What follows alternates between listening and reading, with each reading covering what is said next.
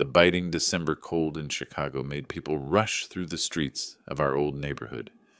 But nothing compared to the cold that gripped my chest when I heard the words that would destroy 30 years of fatherhood in just a few seconds.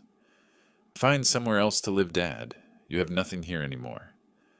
Lily's voice echoed through the apartment I had bought, with decades of sweat, working as a welder in the steel mills of Gary.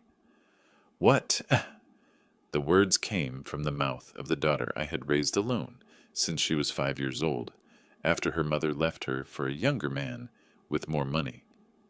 I stood in the living room at 69 years old, holding a small, worn leather suitcase. The same one I used when I traveled for work in the 80s. My hands were calloused from 3 decades of operating welding equipment at the factory. They trembled slightly, not from fear, but from an explosive mix of disappointment and disbelief. "Lily, honey, what are you saying?" I asked with a broken voice. "This house is ours. I bought it for us when you turned 15. Lily rolled her eyes with the contempt that only ungrateful children can show towards parents who sacrificed everything for them.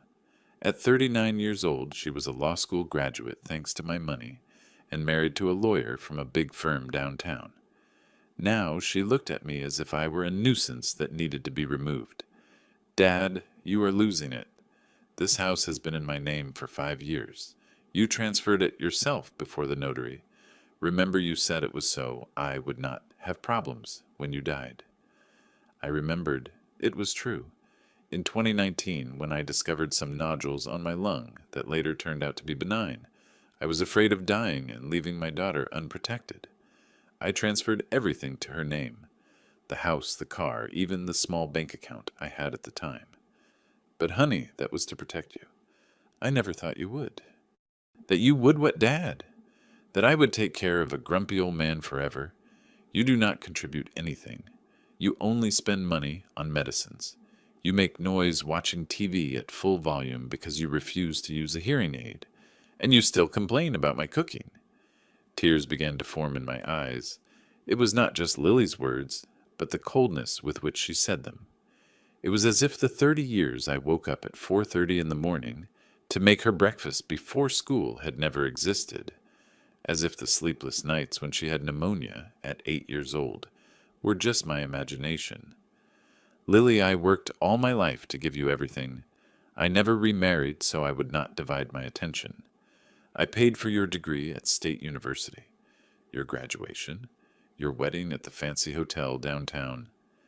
And I thank you, Dad, but I have grown up. Chris and I want our privacy. We want to have children, and we cannot be taking care of elderly people at the same time." I noticed she did not say taking care of you or taking care of my dad. She said taking care of elderly people as if I were just anyone from the street. From the master bedroom came the impatient voice of Chris, my son-in-law. "Babe, did you talk to him? Yet the movers are arriving in an hour to bring our new furniture from the store." "I'm almost done, Chris," Lily shouted back. Then she turned to me. "Dad, you need to leave today. I already told you that you were leaving. The truck is coming for your old furniture tomorrow morning." My old furniture. I looked around. The solid wood bookshelf I built myself when Lily was a child. The dining table where we did homework together for years. The armchair where we watched cartoons every Sunday. "Dad, those things are very outdated. They do not match our new minimalist decoration. They might serve you wherever you go." To live. The phrase "wherever you go to live" pierced me like a knife. I had nowhere to go. All my friends from the steel mill had already died or moved to Florida. My only relatives were some distant cousins in Ohio I had not seen in decades. "Lily, I have nowhere to go." "Dad, that is not my problem. You had 68 years to plan. I cannot carry your responsibilities forever." How many times can a man feel his heart break before it stops beating completely? I discovered that the number was much higher than I imagined. Each word from my daughter was one more fragment. I remembered when she was 7 and told me she wanted to marry me when she grew up, because I was the best dad in the world. I remembered the times she ran to my arms when I came home from work, sticky with glue from school, shouting "Daddy" with eyes shining with pure joy. Where had that little girl gone? "It is okay, honey," I said, feeling something harden in my chest, a door closing forever. "I'm leaving." "Perfect. Leave the keys on the table by the entrance." I went up to the room that had been mine for 15 years and took only the essentials. Some closed documents, a photo of Lily as a little girl at her communion, the only one she had not taken down from the walls when she redecorated everything in modern style. In the back of the dresser drawer, my fingers found something I had not touched in years, an old bank card, blue and faded with peeling edges. It was from the community bank from the time they still used those thick magnetic cards. I did not even remember what account that was. It must have been from the time I worked at a different company in the 90s. It probably had a few forgotten dollars, if it even still worked. I put the card in my shirt pocket, more out of nostalgia than hope. I went down the stairs with the suitcase in my hand. Lily was in the kitchen with her back turned, talking on the phone with someone about furniture and minimalist decoration. She did not even turn around to say goodbye. I left the keys on the table by the entrance as a final act of obedience to a daughter who did not deserve my submission. I opened the door of the house where I had been happy for so long and stepped onto the sidewalk. The December cold chilled my bones, but I felt cold from the inside, from the place where a father's love used to exist that now seemed to have been just my foolishness. I walked to the bus stop holding the suitcase that contained everything that remained of a lifetime of work and dedication. Some people passed by me without looking. To the world, I was just another old man on the street. To myself, for the first time in 68 years, I did not know who I was. And you who are listening to me, have you ever gone through something like this? Have you ever felt betrayed by the person you love the most? Stay with me until the end of this story, because what happened after that afternoon changed everything. Subscribe to the channel, William's Revenge Stories, so you do not miss the next stories of paternal triumph. Before continuing, if you like real stories like this that show it is never too late for a man to recover his dignity, subscribe to the channel. Here, I do not tell stories of victims. I tell stories of fathers who decided to fight back. My name is Robert Miller, and I need to go back a little in time so you understand how I reached that point, being thrown out of my own house by the daughter I raised alone, as if I were dead weight and not a father who dedicated 3 decades of his life to give her everything I never had. I was born in 1955 in a poor family in Ohio. My father was a farmhand, and my mother washed other people's clothes. I was the first in the family to finish high school, and at 18 I moved to Chicago with a simple dream, to have a better life. I got a job at a factory in Gary operating machines that turned steel into parts for the automotive industry. The work was heavy and dangerous, but honest. I woke up every day at 4:30, took 2 buses to get to the factory at 6, and worked until 5. Many times I worked overtime until 8 to earn extra money. At 25, I knew Martha at a dance at the Union Hall. She was pretty and cheerful. She worked as a cashier at a grocery store. We got married in 1982 in a simple party at the parish hall. I was radiant. Finally, I had a family. Lily was born in 1985, and I melted completely. She was a little doll with her mother's cheeks and the green eyes she inherited from me. I spent hours watching her in the crib, planning the future I would give that girl. She would be a doctor or a lawyer or whatever she wanted to be. She would never go through hardships like I did. Martha, however, did not adapt well to motherhood. She complained that her life was over, that she was trapped at home, that I did not earn enough money to give her what she deserved. When Lily was 5 years old, Martha met Anthony, an older merchant who had a clothing store downtown. "Robert, it is not working anymore," she told me one afternoon in March of 1990. "You are a good man, but I want more from life. Anthony is going to give me a bigger house trips, things you will never be able to give me. And Lily, I asked, incredulous. She stays with you. You are a better father than I am a mother. I was devastated, but also determined. If Martha did not want to be a mother, I would be father and mother. I asked for permission at work to organize myself. I found a neighbor to take care of Lily when I was working and completely restructured my life. I woke up at 4 to make breakfast for my girl, get her ready for school, and drop her off at Mrs. Karen's house before going to work. At night, I picked Lily up, made dinner, helped her with homework, gave her a bath, and told her stories before sleeping. Weekends were just for us. The park, the zoo, the amusement park, when I had extra money. I gave up everything for Lily. I never had a serious girlfriend again. I rejected marriage proposals from good women because I was afraid a stepmother might mistreat my girl. I worked double shifts to pay for private school English classes, swimming, ballet, everything she wanted. When Lily turned 15, I used all my savings as a down payment for a house in the neighborhood. It was not a mansion, but it was ours. 3 bedrooms, a small yard, a garage. I renovated everything alone on weekends. I painted built bookshelves, made a little garden. "Daddy, our house is the prettiest on the block," Lily said back then, hugging me tightly. In her teenage years, Lily was a sweet girl. She got good grades, helped at home, and was affectionate with me. I felt like the most accomplished man in the world. All the sacrifices were worth it when she said, "I love you, Daddy," before sleeping. I paid for her law degree at State University, working 2 jobs.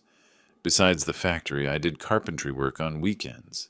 My hands were permanently stained with oil and paint, but Lily's degree shone on the living room wall like a trophy of my victory as a father. When she graduated in 2007, I cried with pride at the ceremony. Seeing that girl I raised alone in a cap and gown giving the speech as valedictorian was the happiest moment of my life. "Daddy, everything I am today, I owe to you," Lily said that day, hugging me in front of all her classmates. Lily got an internship at a big firm and was soon hired. She met Chris, too, a lawyer from an upper-middle-class family. The courtship was fast, and the wedding in 2010 was a big party that I paid for using my savings and a loan that took me 3 years to pay off. After the wedding, things began to change. Lily became more distant and critical. She complained about my humble house, the food I made, my old-fashioned way of dressing. Chris was never rude, but I felt my son-in-law looked at me with a certain superiority, as if tolerating a poor relative. "Dad needs to modernize," Lily would tell me.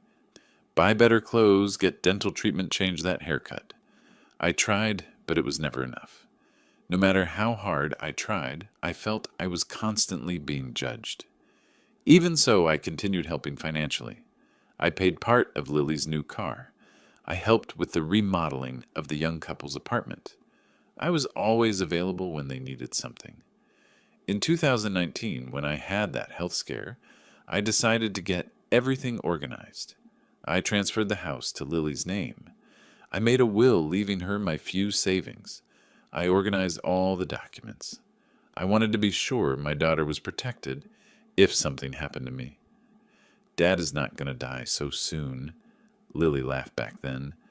"But it is good to have everything organized." I recovered completely, but never reversed the transfers. I trusted my daughter completely. She was my blood. My little girl, the person for whom I had lived for 30 years. How could I imagine that the girl I rocked when she had nightmares would one day kick me out of the house as if I were a stranger? How can a father prepare for the moment he discovers that the love he dedicated his entire life to cultivate simply does not exist anymore? There is a specific loneliness for a man who raised a daughter alone, and then she became a stranger. It is the loneliness of someone who gave everything and was left with nothing. The signs had started subtly after Lily's wedding, but like most fathers, I preferred to interpret them as an adjustment phase. After all, it was natural for a newlywed daughter to want her independence, right? The first sign was the change in tone of voice. Lily, who always addressed me with affection, began to speak with a slightly impatient tone, as if conversations with her dad were a boring obligation to fulfill quickly. "Dad, I cannot talk. Right now, I am busy, became the typical answer when I called to see how she was. Calls that used to be daily and lasted half an hour were reduced to weekly contacts of 5 minutes. I attributed this to the fact that she was building her new life. It is normal, I told myself. She is happy and busy. That is what matters. The second sign was the disdain for the family traditions we had built together. Every Sunday since Lily was little, we ate together. I cooked what she liked most: meatloaf, mashed potatoes, green beans, apple pie. It was the moment of the week I waited for most. Dad, today we cannot. We have a commitment at Chris's family's house, began to be the recurring excuse. One Sunday became two. Two became a month. A month became occasional. Traditions that took decades to build unraveled in a matter of months. When I tried to express how much I missed them, Lily rolled her eyes. Dad, do not be dramatic. I have my life now.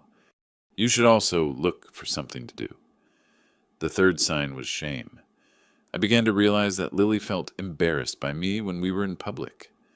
At a birthday party for a colleague of hers, I noticed how she dodged when someone asked about family. My dad is retired, she said, omitting that I had worked 35 years as a welder to pay for her studies. Retired sounded better than welder, less blue-collar.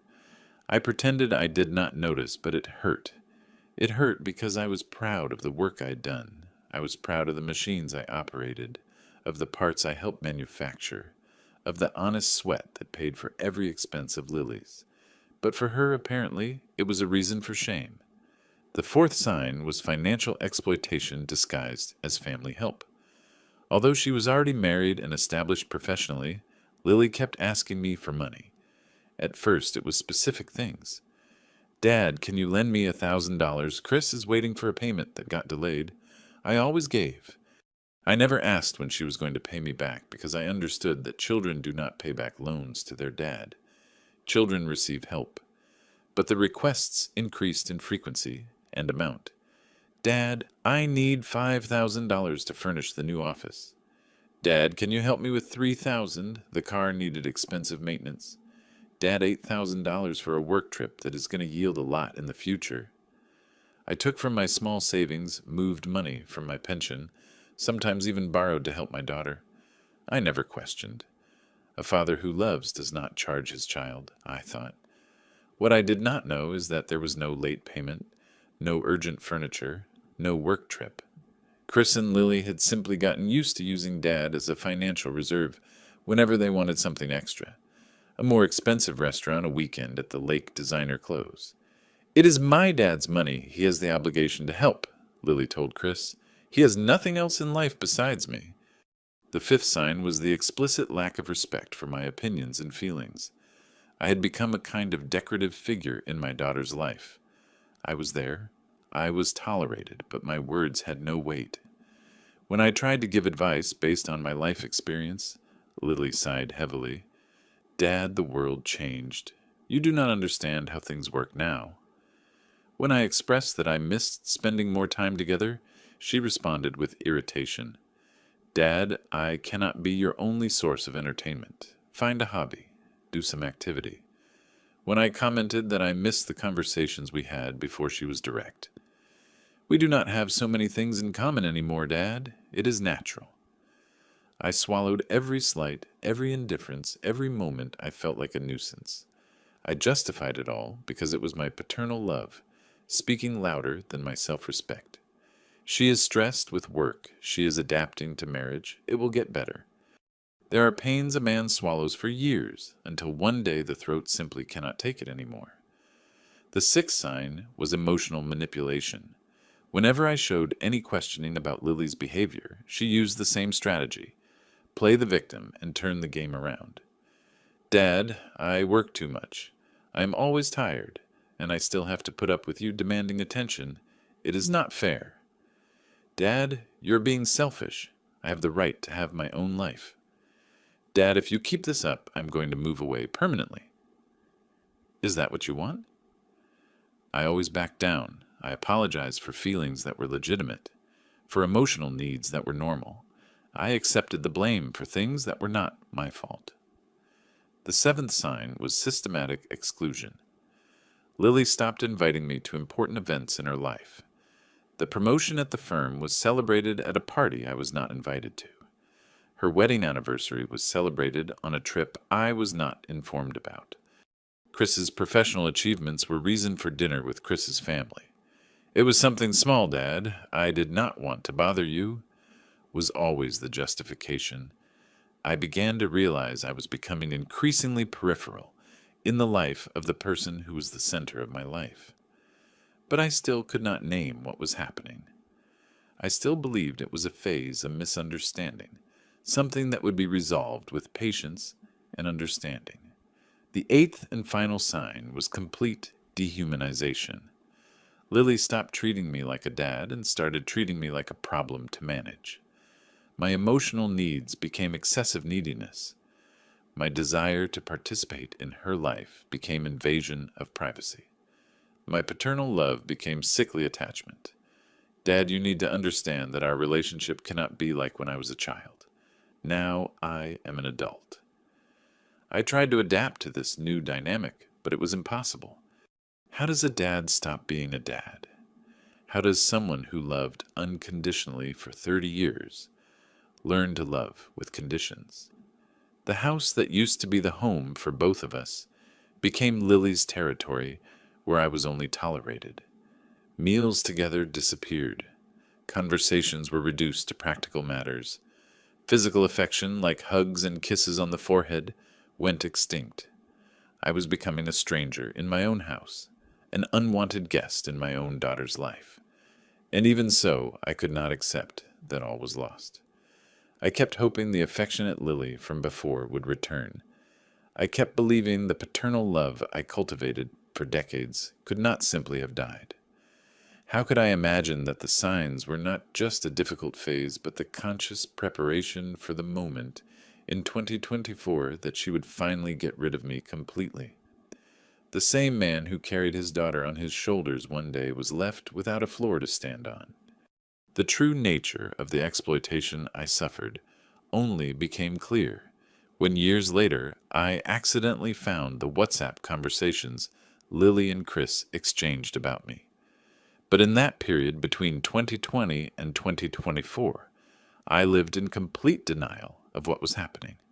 The system was simple and cruel. Lily had discovered she could use paternal love as a tool for financial and emotional extraction without giving anything in return.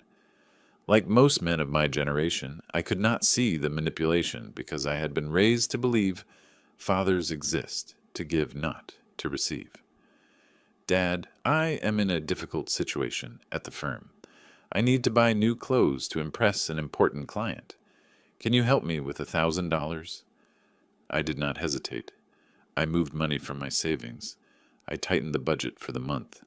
But I gave. Lily took the money and spent it on a weekend trip with Chris.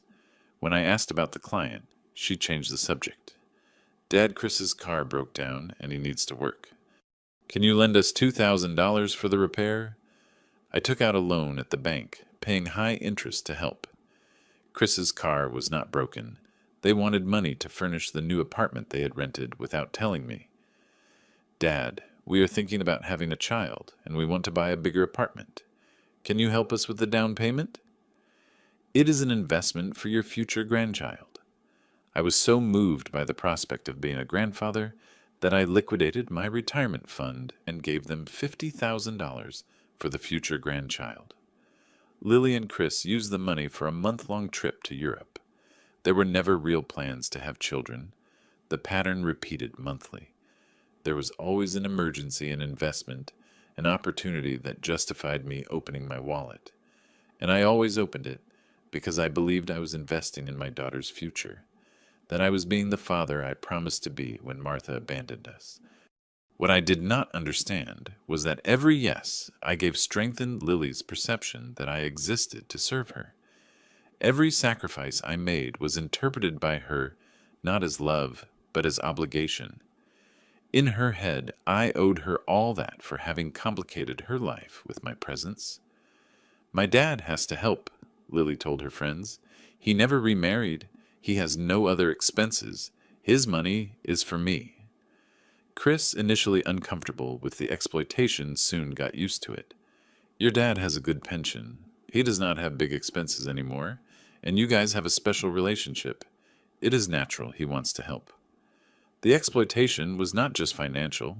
Lily also used me as an emotional babysitter, dumping on me all the frustrations and problems she did not want to share with important people in her life. When she fought with Chris, she called me crying. Dad, I think my marriage is ending. I do not know what to do. I dropped everything to console her. I gave advice. I offered support.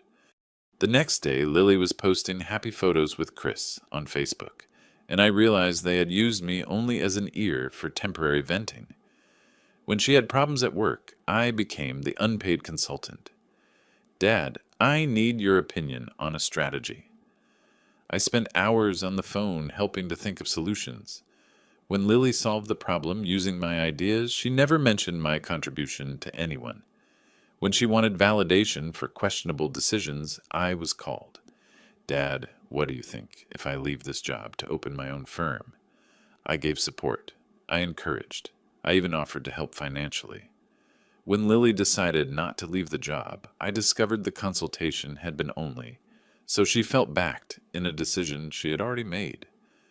The specific difficulty for men of my generation is that we were raised in a time when dads could not show vulnerability.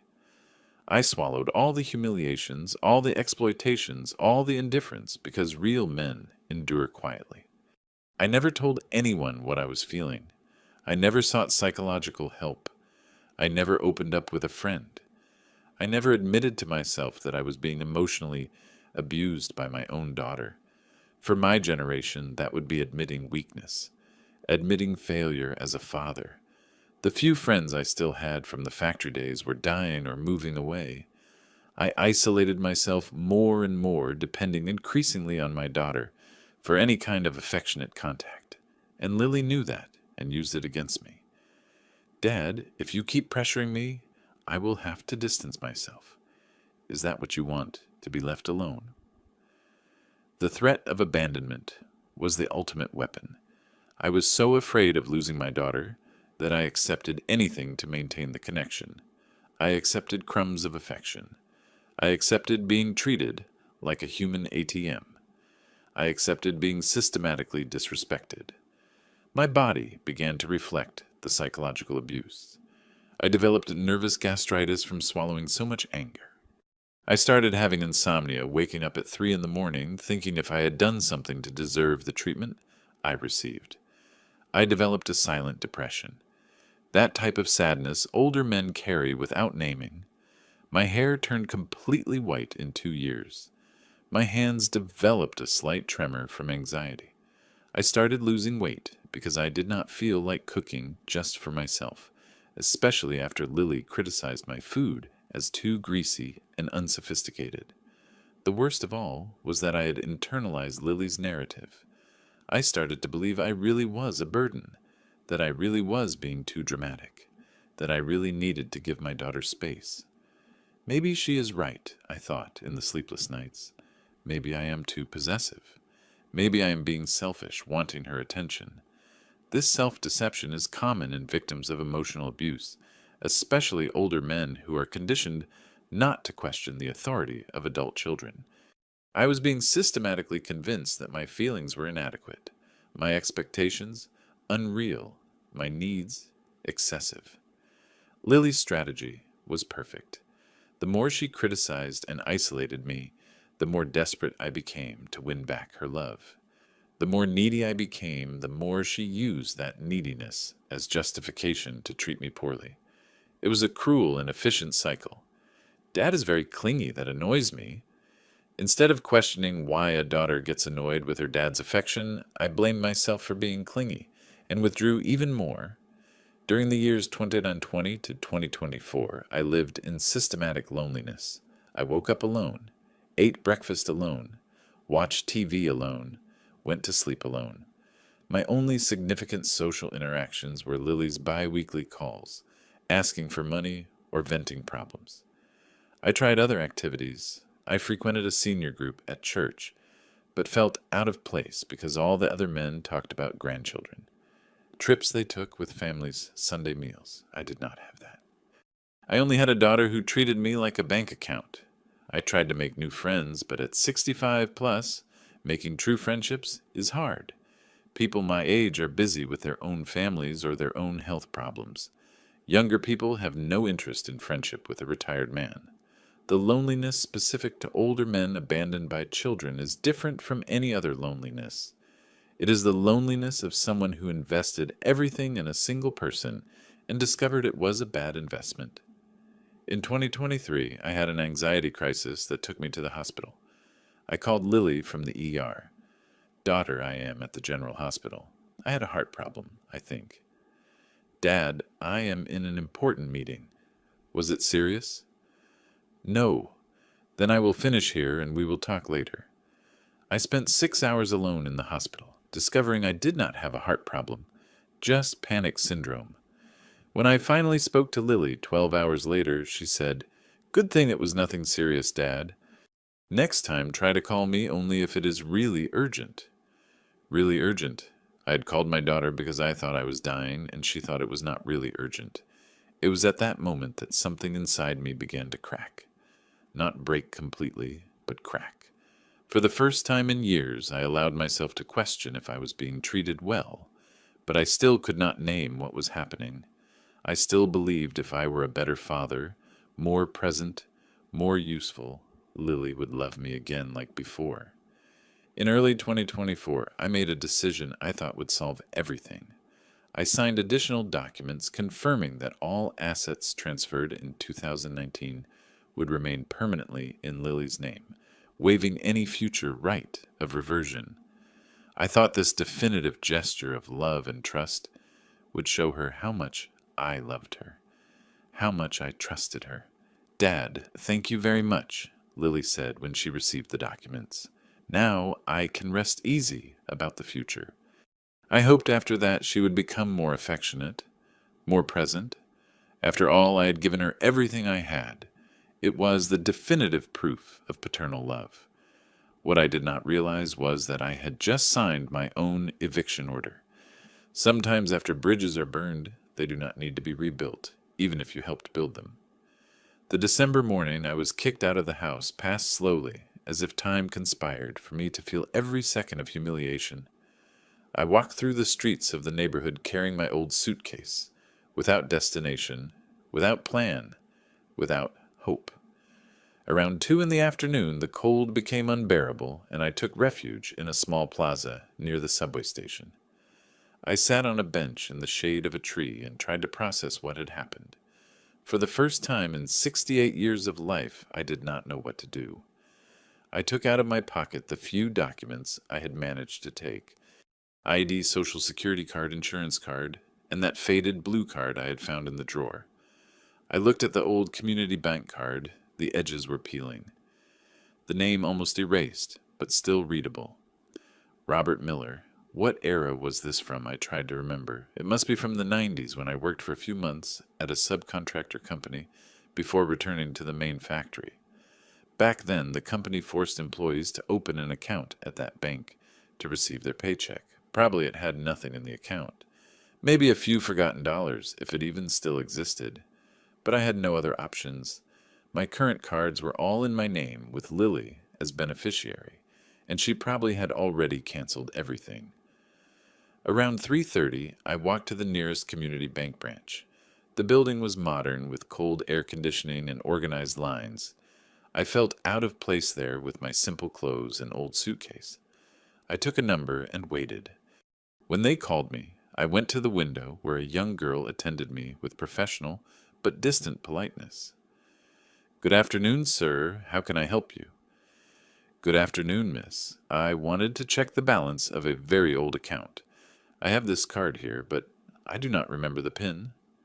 I extended the faded blue card. The employee took it, looked at it with curiosity, and typed something on the computer. "Mr. Robert Miller?" she confirmed, looking at the document. "That is right. I'm going to check in the system." How strange. I felt my stomach tighten. "Any problem?" Nothing appears in the current system, sir. It might be that this account is very old. I am going to try in the legacy system. She typed a few commands. I'm going to call my supervisor, please. A middle-aged man approached, looked at the screen, frowned, and typed something. Then he looked at me from top to bottom, as if re-evaluating who that simple man in front of him was. Mr. Miller, I am going to need to transfer you to the manager. Please follow me. I was led to a small room with stronger air conditioning, a glass table, and leather armchairs. The manager was a well-dressed man of about 45, who stood up to greet me with more respect than I expected. Mr. Robert Miller, my name is Maurice. I am the manager of this branch. Please take a seat. I settled into the armchair, trying to understand why they were treating me with such solemnity for an account that probably had $500. Maurice typed something on the computer, looked at the screen, typed again, looked again. His face gradually changed, passing from professional curiosity to something close to astonishment. Mr. Miller, Maurice said with a lower voice, do you have knowledge of the history of this account? No, truthfully, it is very old. I think I never used it. I just wanted to see if it still had something. Maurice clicked through more screens. His expression changed completely. He looked at me, then the screen, then at me again. Sir, he said with a trembling voice, do you know how much money is here? I felt something strange in the air. The question was asked in a tone that was not normal for speaking of small amounts. I have no idea. It must be a little right. A few $100s, maybe? Maurice turned the monitor toward me. When I saw the numbers on the screen, my hands trembled. They did not tremble from anxiety or fear as they had been trembling in recent years. They trembled from pure shock. $1,547,356.70. I blinked several times, thinking I was seeing wrong. I looked again. The number was still there. That is that $1.5 million, I whispered. Yes, sir. $1,547,356.70. Maurice confirmed. And from the movement I am seeing here, this value has been growing automatically for decades. I stayed silent for a long time looking at the screen. Maurice respected the silence. How is it possible? I asked finally. From what I am seeing in the history, Maurice explained, consulting several screens. This account was opened in 1994 with an initial deposit of $5,000. From there, monthly automatic deposits of $200 were made from 1994 to 1998. After that, only compound interest for 26 years. I tried to process the information. 1994, 1998. I remembered. It was the period I worked at that subcontractor company that provided services for the oil industry. They paid better than the steel mill, and I worked a lot of overtime. Back then, Lily was about 10 years old, and I wanted to save money for her future. I had completely forgotten, I murmured. They were automatic deductions from my paycheck. I remember now. It was a kind of forced savings the company offered. And apparently, continued Maurice, you never touched the account again. With compound interest and some conservative automatic investments the bank made over the years, the money multiplied. I looked at the screen again. Almost $1.5 million. I, who 4 hours ago had been kicked out of my house by my daughter for being a burden, was looking at a fortune I did not even know I had. Mr. Miller, said Maurice gently, would you like to make any movement transfer to an active checking account? I did not answer immediately. A strange sensation was taking over me. It was not joy. It was not relief. It was something colder, more controlled. It was clarity. For the first time in years, I felt free to think without the fog of emotional dependence. I no longer needed to swallow humiliations in exchange for crumbs of affection. I no longer needed to accept being treated like a bank account by a daughter who had just kicked me out of my house. I had power now, real, concrete financial power. "Maurice," I said, with a voice that surprised me myself with its firmness, "I need to open a new checking account, completely new, and I'm going to need some special services." "Of course, Mr. Miller. What kind of services?" I thought for a moment. For 30 years I had been just a dad, a provider, a man whose identity was completely defined by his relationship with Lily. Now, for the first time since 1990, I was Robert Miller, just Robert Miller, and Robert Miller had $1.5 million. First, I want to transfer all that money to a new account that only I have access to. Second, I want it to be all absolutely confidential. Third, I am going to need recommendations for a good lawyer specialized in family law. Maurice nodded positively to each request. "And lastly," I said with a coldness I did not know I possessed, "I am going to need to hire a private investigator." 2 weeks passed since I disappeared from Lily's life. For her, the first days were of pure relief. Finally, she had the house just for her and Chris. Finally, she could redecorate without hearing complaints about waste of money. Finally, she could live without the heavy energy of Dad circling the house. "Babe, I cannot believe I waited so long to do this," she told Chris the first night, hugging him on the new sofa they had bought. "I should have made this decision years ago." Chris, although he agreed they needed privacy, felt slightly uncomfortable with the coldness with which Lily had kicked me out, but he said nothing. Their relationship had improved significantly without my presence. In the first days, Lily busied herself selling my old furniture and buying new pieces. Each piece of furniture that went was like erasing one more trace of her father from her new life. "Look how modern the living room looks without that horrible bookshelf he made," she showed friends who came to visit. "Now it looks like a civilized person's house." But at the end of the second week, Lily started to feel something strange. It was not nostalgia, exactly. It was more like a financial void. She was used to being able to count on Dad's loans whenever she needed extra money. Suddenly, that source had dried up. "Chris, we need to remodel the bathroom. It is very outdated," she commented one afternoon. "How much does it cost?" he asked. "About $5,000. It is nothing out of this world." "Lily, our budget is tight this month. Maybe next year." "Next year?" Lily frowned. She was not used to hearing no for expenses. Dad had always been there to cover the extras. It was then she realized. Having kicked Dad out also meant having lost the paternal bank. At first she thought it would be temporary. Dad always came back after fights. He always apologized. He always submitted. But this time was different. I did not call. I did not send a message. I did not appear at the door asking for forgiveness. It was as if I had simply disappeared from the face of the earth. In the third week, Lily started to worry. Not out of affection, she had developed the impressive capacity to disconnect filial feelings, but for practical reasons. What if I had died? What if I was in need? What if someone discovered she had kicked her dad out of the house? "Chris, maybe we should look for my dad," she suggested one night. "I thought you did not want more contact with him." "I do not want him living here, but I also do not want him to die on the street. It would be terrible for our reputation if someone found out." Chris agreed it would be better to know where I was, even if only to be sure I would not come back to bother them. Lily called my cell phone. Number disconnected. She tried the landline I used at the house. Also disconnected. She tried to make contact through some old acquaintances from the factory. No one knew about me for weeks. "Strange," murmured Lily. "Where does a 68-year-old man disappear to?" In the fourth week, she started to get really annoyed.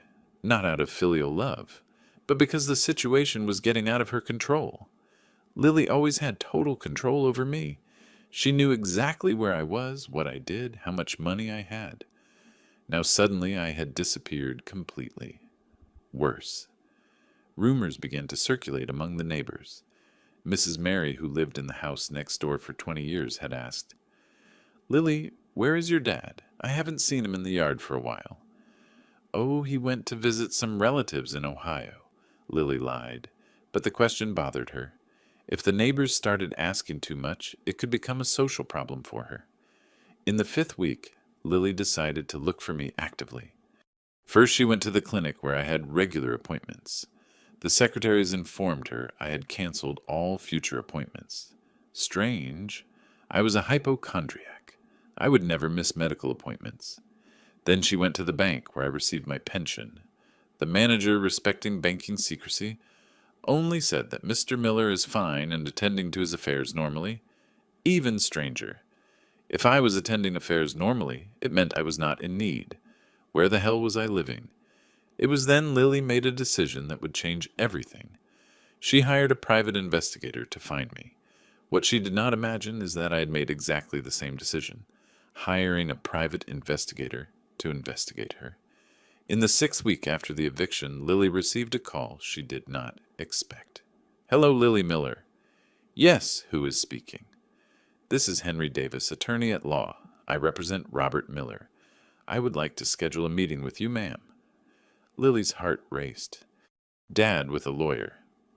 That made no sense. Dad never had money for a lawyer. Meeting for what?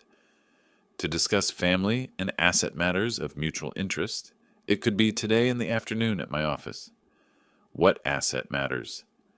My dad has no assets. Mrs. Lilly, it would be better if we talked in person. My office is downtown. Can I send you the address? Lily hung up the phone, disturbed. Downtown was an expensive area. Expensive offices. How had I hired a downtown lawyer? She arrived at Henry's office at 4 in the afternoon, accompanied by Chris. The building was glass and steel, modern, with a marble lobby, definitely expensive. Henry received them in an elegant conference room. He was a man of about 50. Impeccable suit. Expensive leather briefcase on the table. "Please take a seat," he said with professional but cold courtesy. "Attorney," started Lily, "I do not understand what is happening. How did my dad hire a lawyer? He does not have money for this." Henry smiled slightly. "Mrs. Lilly, that is exactly the question we need to discuss." He opened the briefcase and took out some documents. "My client, Mr. Robert Miller, hired me to inform you about some important discoveries he made recently." "What discoveries?" "First, Mr. Miller discovered he possesses significant financial resources he had completely forgotten about." Lily and Chris looked at each other. "What resources?" "An old bank account with approximately $1.5 million. Lily's jaw literally dropped. Chris turned pale. That is impossible," she stammered. "My dad is a welder. Retired. He does not have $1.5 million. "Yes, he does, ma'am. And second," continued Henry relentlessly, "my client also discovered interesting information about you." He took out of the briefcase a series of photographs and bank statements. "These are photos of you and Mr. Chris in expensive establishments in the last 5 years. Restaurants, trips, hotels, and these are your bank statements from the same period." Henry spread the documents on the table. "What our detective discovered is that your declared income as a junior lawyer would not be enough to afford this lifestyle." Lily looked at the photos, horrified. There were photos of her and Chris in Paris, in Cancun, in very expensive restaurants in Chicago, photos she herself had uploaded to Instagram, but now organized chronologically as evidence.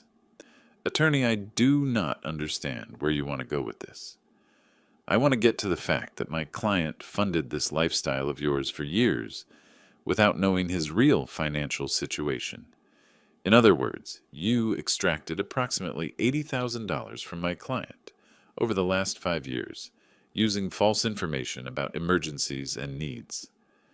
Chris tried to intervene. "Attorney, that is normal among family. Not when it is based on lies, Mr. Chris. We have here—" Henry took out more papers, the WhatsApp conversations between you two, planning how to extract money from Mr. Miller. Lily turned white. "How did you get our conversations?" "Mr. Miller had access to the backup of your WhatsApp, since for years you shared the same cloud account to save money. He just did not know he could access it. Now he knows." Henry read some conversations. I'm going to invent that the car broke down and ask the old man for 2,000. Lily Miller, March 15th, 2023. Your dad is very naive. If he knows he has money saved, why doesn't he say Chris Mendez, July 20th, 2023? Better this way. As long as he thinks he is broke, he keeps giving me everything I ask for. Lily Miller, July 20th, 2023. The silence in the room was deafening. Lily was going through all the stages of exposure. Denial, anger, bargaining. Okay, attorney. My dad discovered he has money and discovered I lied sometimes. So what does he want? Henry smiled coldly. My client wants two very simple things, Mrs. Lilly. First, that you return the $80,000 you extracted from him through fraud in the last 5 years. I do not have $80,000. Second, that you return the house he transferred to your name in 2019 and 2024. The house is mine. The house was transferred under emotional coercion and through false information about my client's financial condition. It constitutes fraudulent asset transfer. Chris tried to stand up, but Henry stopped him with a gesture. Sit down. I am not done yet. He took out of the briefcase a final document. This is the report from the private investigator my client hired. Besides the financial frauds, we discovered something interesting about Mr. Chris. Chris turned even paler. The gentleman has a girlfriend named Amanda, 28 years old, whom he meets on Tuesdays and Thursdays at a hotel downtown. They are even planning to move in together to an apartment in the Gold Coast. Lily turned to Chris with wide eyes. What? Babe, I can explain. So, continued Henry relentlessly, summarizing Mrs. Lilly, you defrauded your own father for years. You kicked him out of the house based on a false narrative about his financial burden. And now you discover you are married to a man who for 2 years has had another parallel family, funded partially with the money you stole from your father. Lily was in complete shock. Everything her life was based on in the last years had crumbled in 30 minutes. What does my dad want from me? She whispered. Henry closed the briefcase. My client does not want anything from you anymore, Lily. He already had a daughter. Now he wants justice. 6 months after the meeting in Henry's office, I was unrecognizable. Not only physically, although I had lost 30 pounds and grown a well-groomed gray beard and adopted a completely new wardrobe. The most impressive transformation was internal. I woke up every day at 6:30 in my new apartment in a nice, quiet suburb, a place I chose strategically to be far from anywhere Lily could find me by chance. It was not an ostentatious apartment. I had learned at 68 years old that real wealth does not need to be exhibited.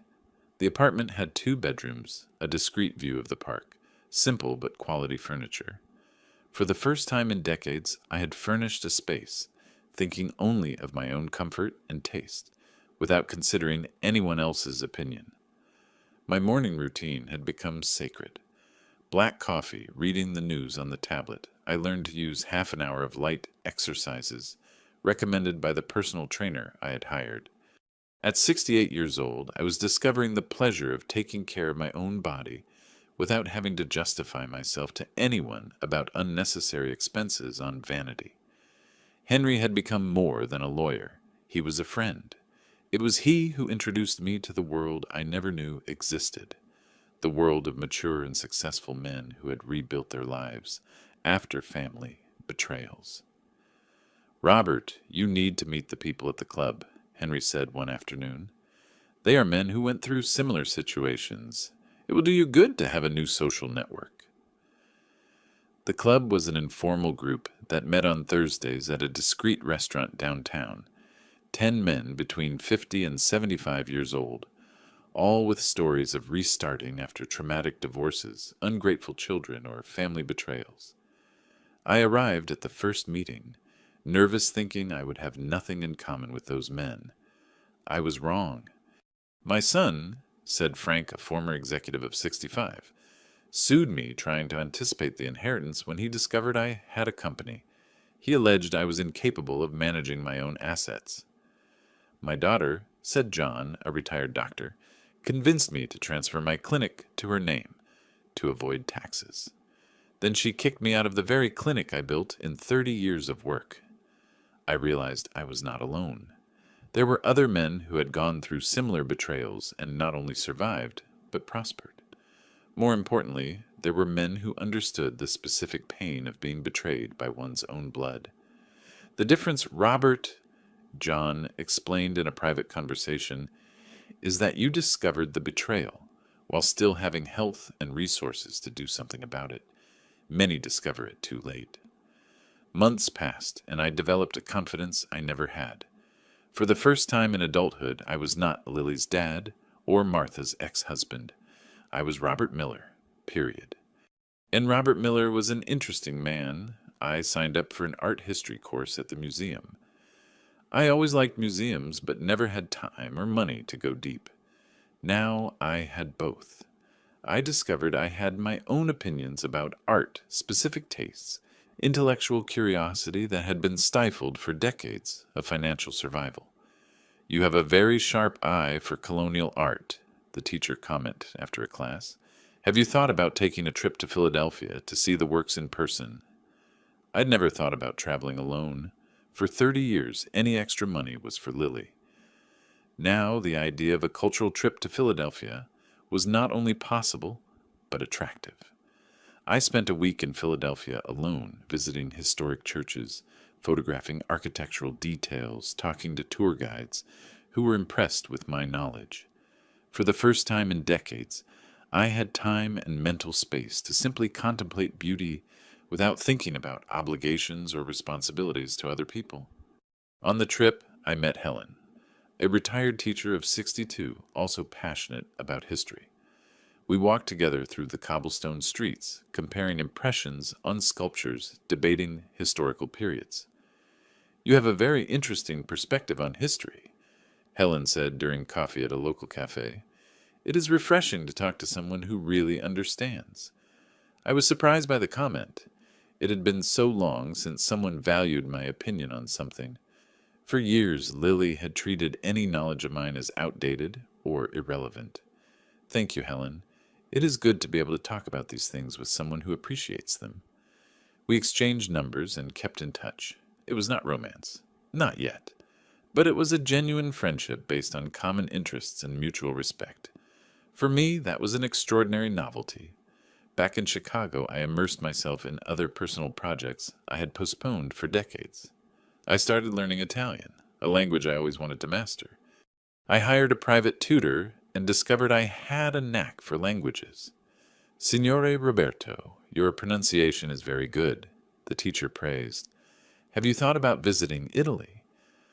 I had thought yes, and for the first time in life I could take an international trip without having to justify myself or ask anyone for permission. But before traveling, I wanted to completely resolve the matter with Lily. 6 months after the meeting in the office, Henry called me for a conversation. "Robert, we have news about your case." "What news?" "Lily could not pay the $80,000 and is offering to return the house in exchange for forgiveness of the debt." I stayed silent for a long time. "Did she lose her job?" I asked finally. "She lost it. The firm discovered she used company resources for personal expenses, and the marriage with Chris ended after our investigation revealed the infidelity. She is living in a small rented apartment and surviving on sporadic jobs." I felt something strange. It was not joy for revenge nor sadness for my daughter's situation. It was a sense of closure, of a cycle completed. "And what do you think I should do, Henry?" "Legally, you can demand both the house and the money. It is your right. And humanly," Henry smiled, "humanly, you need to decide what kind of man you want to be from now on." I thought for a few days. I talked to friends from the club, each one giving a different opinion. Frank thought I should tighten the screws until she learned. John thought I should forgive to be able to continue in peace. In the end, I made a decision that surprised everyone. "Henry, I am going to accept only the house back. The money can stay." "Are you sure?" "I do not want anything else from Lily, nor do I owe her anything. We are even." "Are you sure?" I am sure. I want you to make an official document establishing that we have no further financial relationship or mutual obligation. As of today, I do not have a daughter, and she does not have a dad, legally and practically. Henry drafted the document. Lily signed without questioning, relieved not to have to pay the $80,000. Sometimes, after bridges are burned, they do not need to be rebuilt, even if you helped build them. I sold the house in the old neighborhood. I could no longer see it as home. It was just a property full of painful memories. With the money from the sale and my $1.5 million, I had complete financial freedom to rebuild my life as I wanted. I bought a smaller house in a nice community for mature people. My neighbors were other men and women between 60 and 80 who had chosen to live independently, but with a small support community. When a father is betrayed by his own blood, the scar crosses generations. But sometimes the scar becomes strength. I did not become bitter. That was my greatest victory. I could have become a resentful man talking obsessively about Lily's ingratitude to anyone who wanted to listen. Instead, I chose to use the experience as fuel for a better life. I created a small assistance fund for older men betrayed by family members. It was not ostentatious charity, but discreet help through Henry, to men who went through similar situations and had no resources.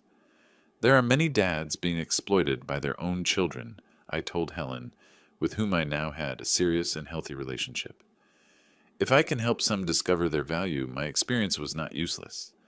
Helen admired that capacity I had to transform pain into purpose.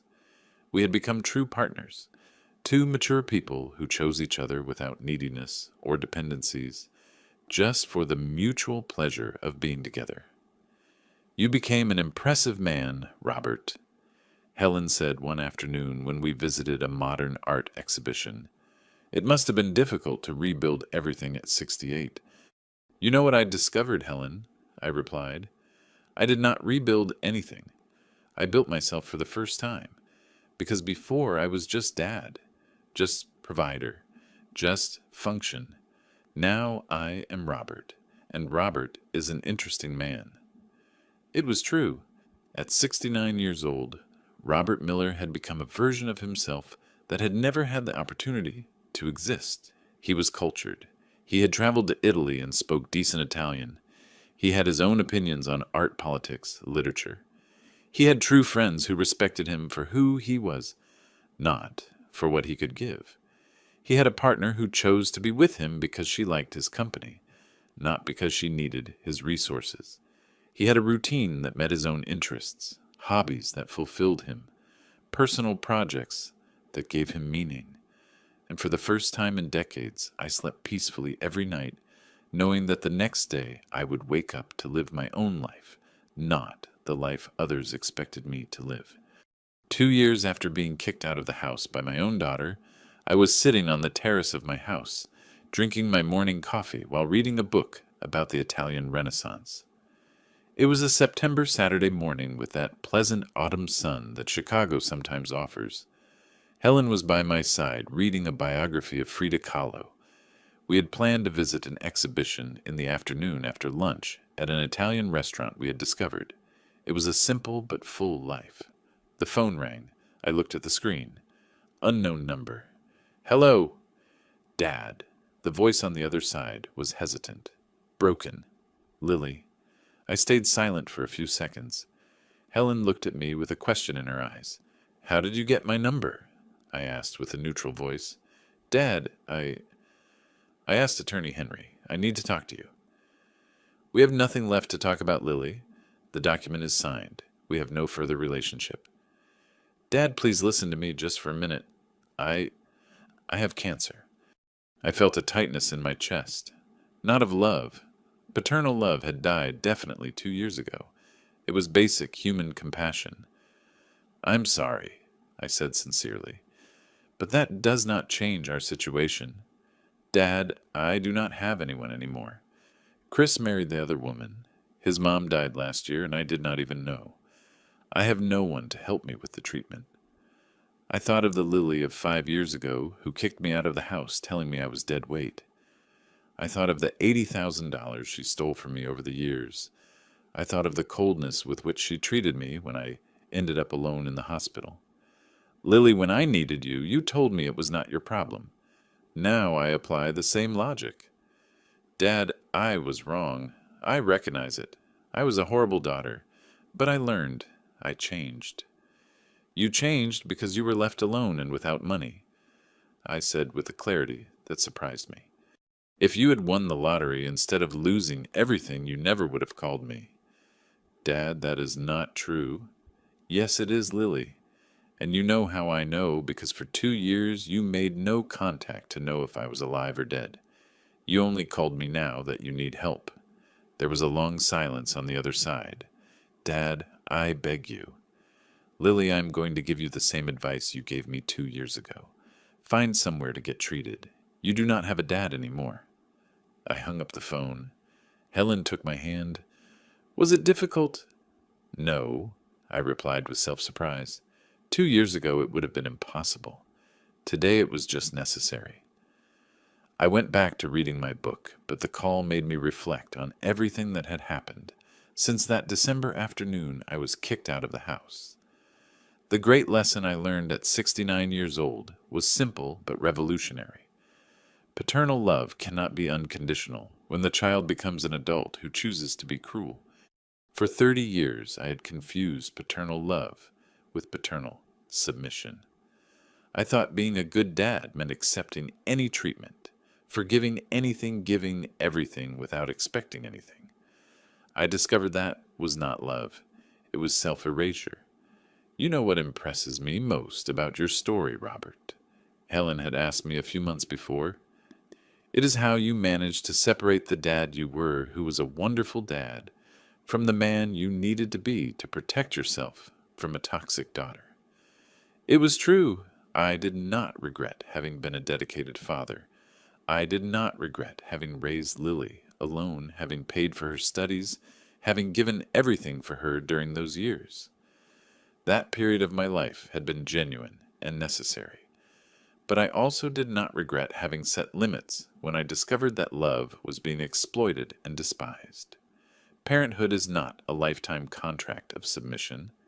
How many dads walk around there financing their own humiliation? How many men are accepting crumbs from those who received a banquet of opportunities? I had discovered there is a fundamental difference between being a good dad and being a foolish dad. A good dad raises, educates, protects, and prepares the child for life. A foolish dad keeps doing that when the child is already an adult and chooses to be cruel. The most important thing I learned, I told the men at the club when a new member arrived telling a similar story, is that an ungrateful child is not a reflection of a bad dad. Sometimes an ungrateful child is just a child who chose to be ungrateful. For years I had carried the guilt, thinking if I were a better father, more present, more generous, Lily would treat me better. I discovered it had nothing to do with me. Lily had chosen to be a person who exploits those who love her. Period. And you know what else? I told Helen that morning after the call. She is going to find another person to exploit.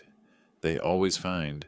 And when she finds them, she is going to forget, I exist again until the next crisis. Helen admired how I had developed that clarity without bitterness. I did not stay ruminating on what Lily had done. I did not talk obsessively about her ingratitude. I had simply accepted she was a person I did not want in my life, and I had moved on. The same man who carried his daughter on his shoulders one day was left without a floor to stand on. But when he found firm ground again, he discovered he could build anything on top of it. I looked around my terrace, the plants I myself had chosen and cultivated, the books I bought because I wanted to read, the comfortable chair I chose thinking of my own comfort, the life I built thinking of my own tastes and needs. At 69 years old, I had learned the difference between loneliness and solitude. Loneliness is when you are alone and feel incomplete. Solitude is when you are alone and feel whole. Helen, I said suddenly. Yes, thank you. What's for letting me be Robert? Not someone's dad, not someone's ex-husband, not someone's provider. Just Robert, Helen smiled. Robert is a very interesting man. It was a pleasure meeting him. We went back to our reading calm in mutual company. At 70 years old, Robert Miller had finally learned that loving someone does not mean accepting being mistreated by that person. That being a dad does not mean being naive. That having dignity is not selfishness. And that never, but never, is it too late for a man to stand up again. If Robert's story touched your heart, I want to know where you're watching from. Right here in the comments, your city, your state, or even your country. Let me know this message reached you.